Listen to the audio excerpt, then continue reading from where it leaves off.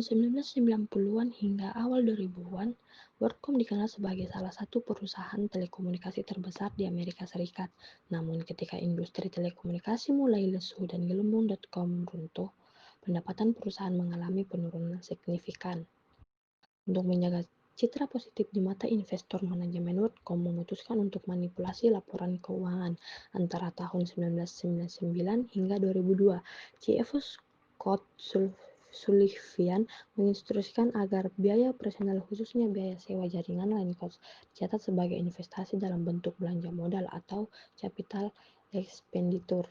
Dengan cara ini, biaya tersebut tidak langsung mengurangi laba perusahaan karena dibebankan secara bertahap melalui penyusutan, sehingga laba perusahaan tampak lebih tinggi dari kondisi sebenarnya. Pada tahun 2002, tim audit internal yang dipimpin oleh Cynthia Cooper mulai mencurigai adanya ketidakwajaran dalam pencatatan keuangan. Setelah melakukan penyelidikan rahasia terhadap kasus ini, mereka menemukan bahwa perusahaan telah secara tidak sah mengalihkan biaya operasional senilai lebih dari 3,8 dolar miliar menjadi aset. Temuan ini kemudian dilaporkan kepada Dewan Direksi dan diumumkan secara publik pada Juni 2002. Kemudian beberapa minggu setelah pengungkapan tersebut, pada tahun 21 Juli 2002, WorldCom mengajukan perlindungan kebangkrutan berdasarkan Chapter 11, menjadikannya sebagai salah satu kebangkrutan tersebut dalam sejarah koperasi Amerika Serikat. Skandal ini kemudian berlanjut ke ranah hukum. Bernard Ebbers, CEO WorldCom, terbukti bersalah atas konspirasi penipuan sekuritas dan pelaporan keuangan palsu. Ia dijatuhi hukuman sebanyak 25 tahun penjara pada tahun 2005.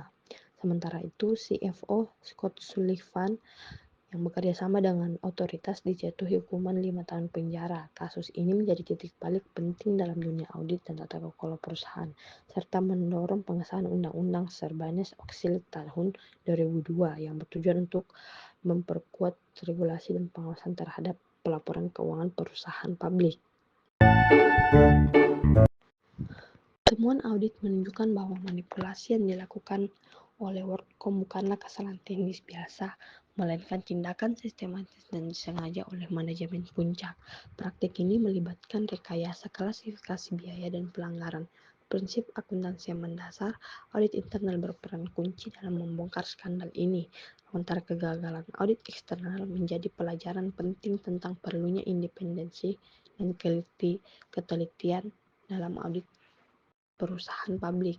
Nah, di sini ada 3 audit eksternal yang ada dalam perusahaan ini. Yang pertama ada temuan audit internal oleh Cynthia Cooper dan tim pada tahun 2002.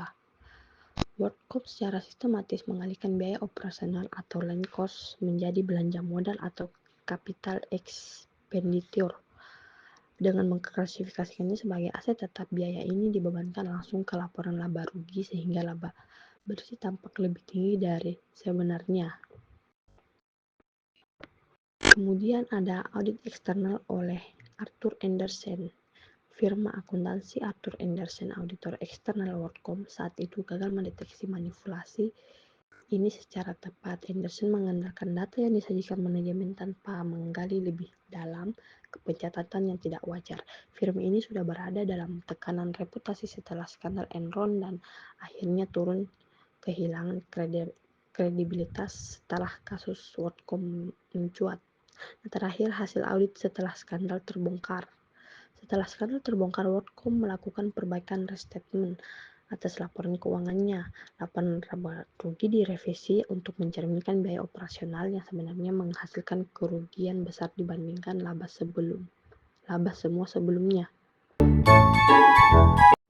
Sanksi pada kasus WorldCom merugikan banyak pihak. Yang pertama, sanksi terhadap perusahaan. Pada 21 Juli 2002, WorldCom mengajukan perlindungan kebangkrutan Chapter 11, menjadikan kebangkrutan terbesar dalam sejarah AS saat itu dengan nilai aset sekitar $107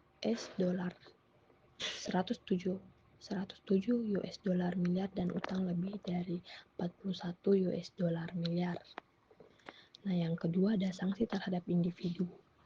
Bernard Ebbers atau CEO WorldCom dijatuhi 25 tahun penjara pada tahun 2005, dipenjara hingga 2019 lalu dibebaskan karena alasan kesehatan dan meninggal dunia pada tahun 2020. Kemudian ada Scott Sullivan atau CFO WorldCom,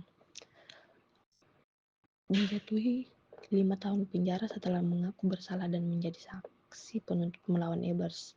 Ia mendapatkan hukuman lebih ringan karena bekerja sama dengan penyidik.